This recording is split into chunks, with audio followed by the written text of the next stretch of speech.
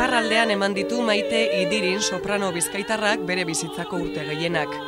1953an jaioa Parisera exiliatu zen 1979an politika tarteko. Euskara izan du mintzabide eta kantubide Maite Idirinek. Euskaraz abestu du beti, euskara maitatu eta euskara bizi. Frantziara alde eginda Parisen eman zituen lehen urteak. Pariseko auzo latinoko taberna baten aurkitu zuen egunerokoa ateratzeko bidea.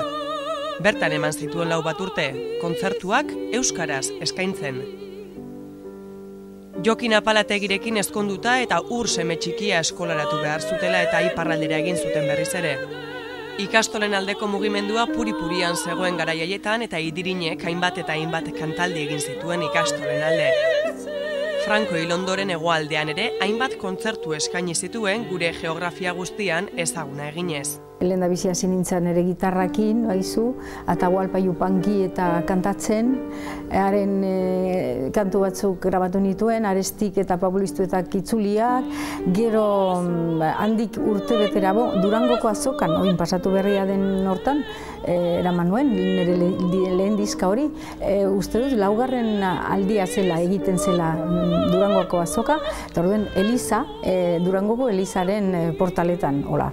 Eta gero, handik urte betera Parisen nintzen, eta eskapatu beharra, eta orduan han justu euskaldun bat zegoela eta auzo latinoan, bazuela kafe antzoki bat, esan zidaten, nik beti nire gitarrakin joaten nintzen alde guztietara, orduan Parisera ere, eta joan nintzen bere kafe antzokira, eta kantatu nizkion kantu batzuk, Atahualpanak eta hola, euskaraz, eta esan zidan, oso ondo, kantatzen duzu.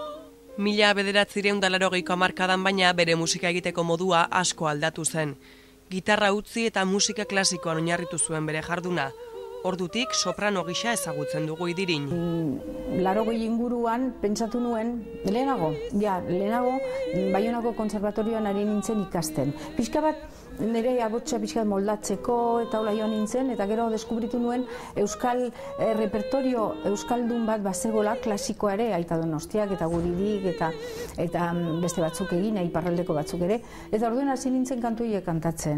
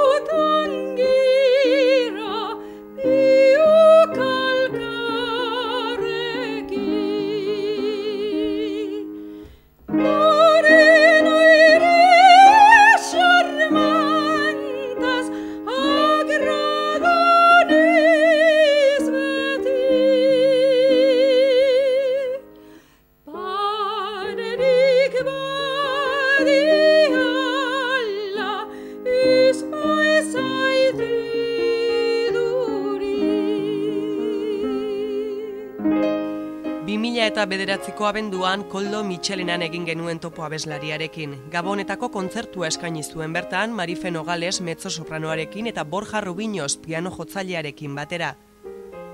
Han ere euskal konposatzaileen lanak izan ziren protagonista.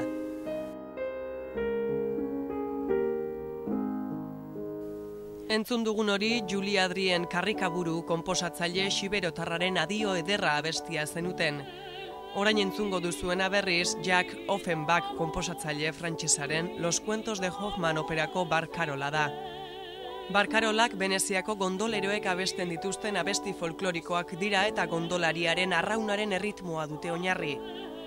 Offenbachen hau da, seguruenik, historian konposatu den barkarolarik ezagunena. Entzun eta gozatu.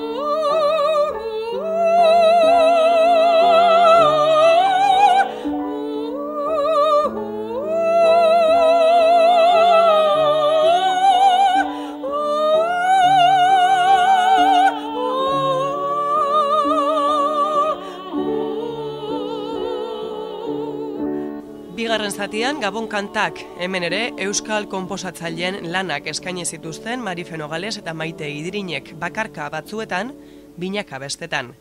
Gabonetako kantuak izango dira eta horre nire ikerketa baten inguruan, adibidez aurkitu ditut 17. mendeko kantu batzuk, eta gero beste batzuk ezagunagoak, gero beste bat badago ere, Sarasaten erakasleena izan zena, Baionako bat, Delfinalar, hori izan zen Baiona, Pariseko konservatorioko erakaslea, eta bera konpositorea zen ere, eta Sarasate orduen izan zuen bere ikasle bezala. Eta gero kantu eta musika konpositore ere bada. Orduen kantu hori, pixka bat kapritxo basko, Sarasateren kantu edo pieza horren ingurukoa da. Eta ez dakigu norena den, baina Delfinalarrek moldatua du piano eta botzontzako.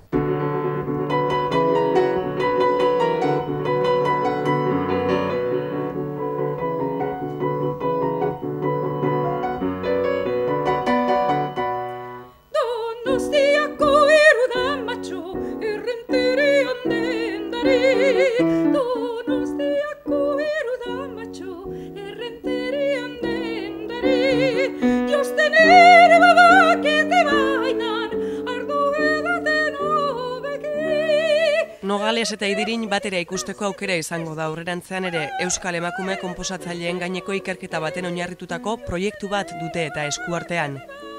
Hori ikusi bitartean, gozatu 2009ko Gabon kontzertuaz. Kriskitin, arno edaten oveki,